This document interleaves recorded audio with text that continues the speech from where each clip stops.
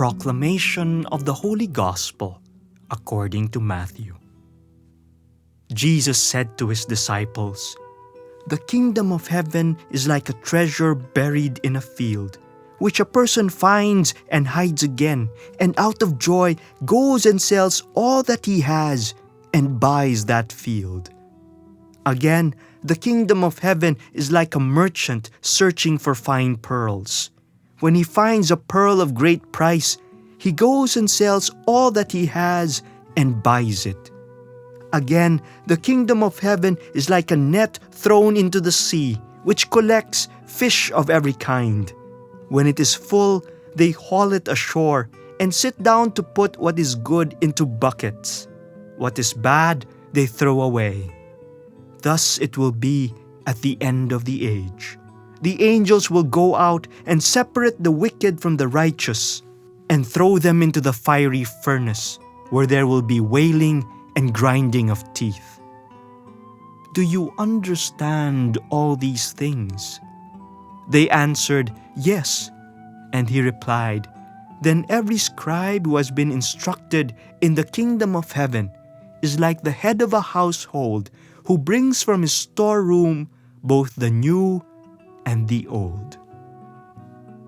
The Gospel of the Lord. Our Gospel passage for this Sunday is taken from St. Matthew. We have been reflecting on the kingdom of God as the top priority of our lives.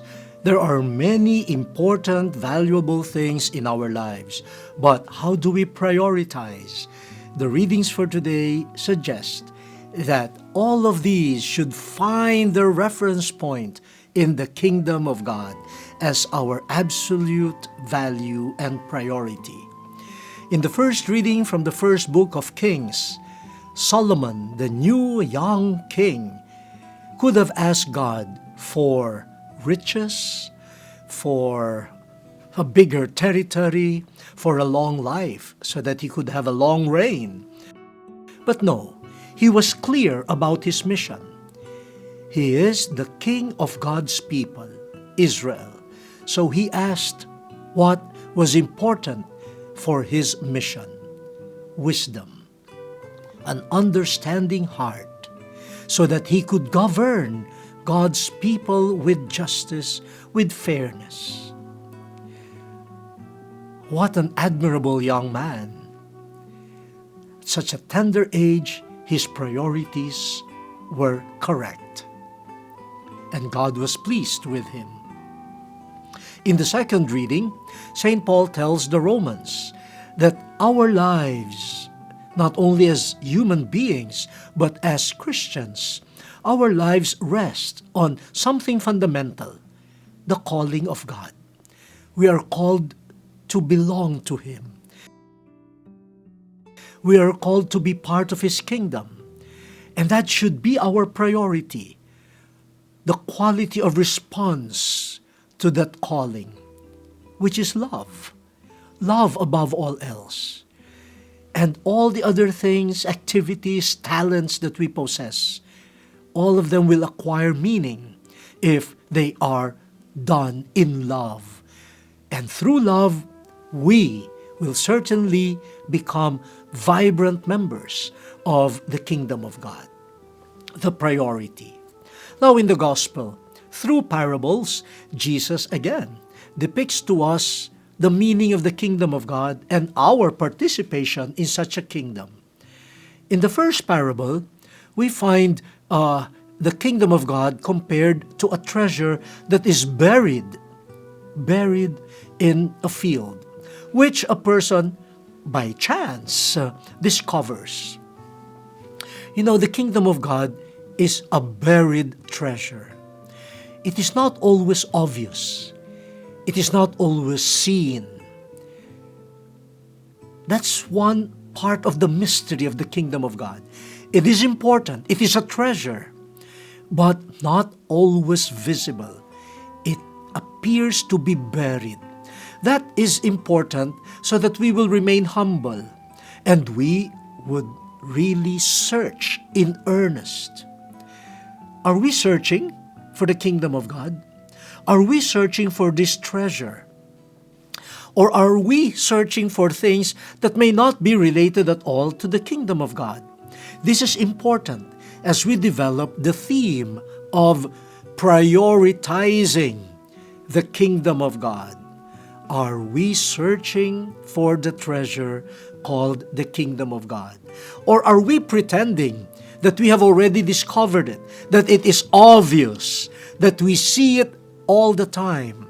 No, part of our priority is to keep on actively looking for it, for it may not be seen as easily as we think it is.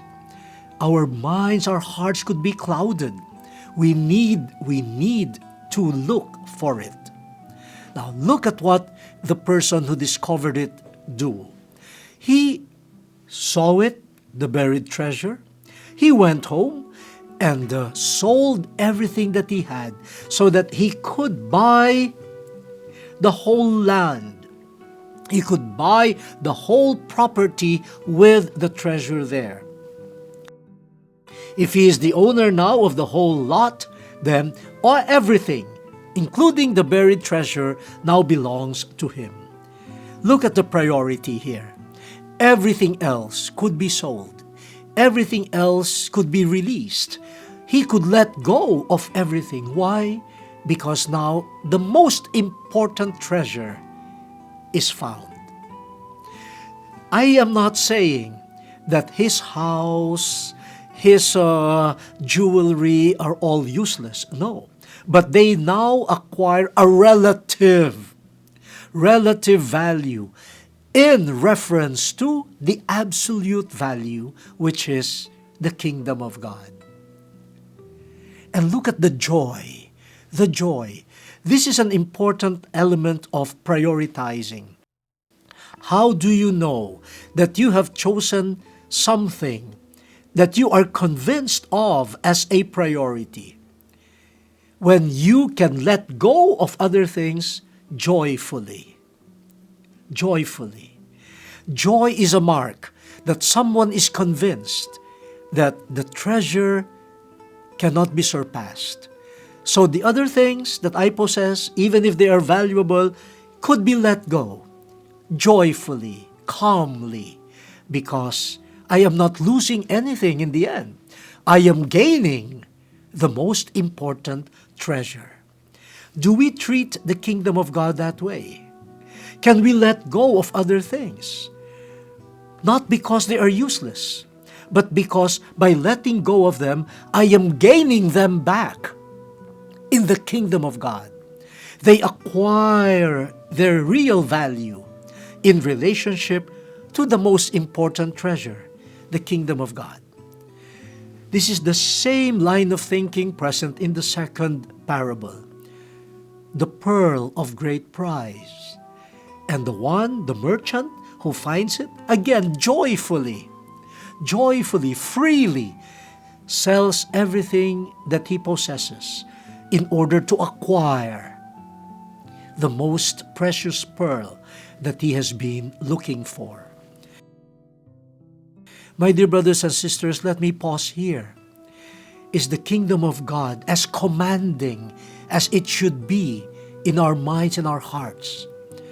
Will all the other things that we value really in a way pale in comparison to the kingdom of God?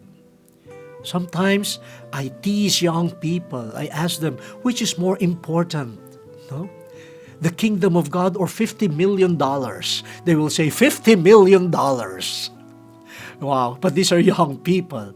Where did they learn that from? Maybe from the adults, telling them that what is more important is money rather than the kingdom of God. Now, this is a journey that we should all undergo. We should learn from Solomon. We should learn from St. Paul. Yes, there is something to give up, but there is so much to gain. You are not really giving up. You are gaining everything from the value, the supreme value of the kingdom of God. And in the end, in the third parable, at the end of time, we will be judged. Who would be counted among those who would belong to the kingdom, and who would be discarded? Well, those who chose the kingdom of God will belong to the kingdom of God. Those who did not find any value in the kingdom of God, probably God will say, well, why will you join us in the kingdom of God when you do not find it as valuable?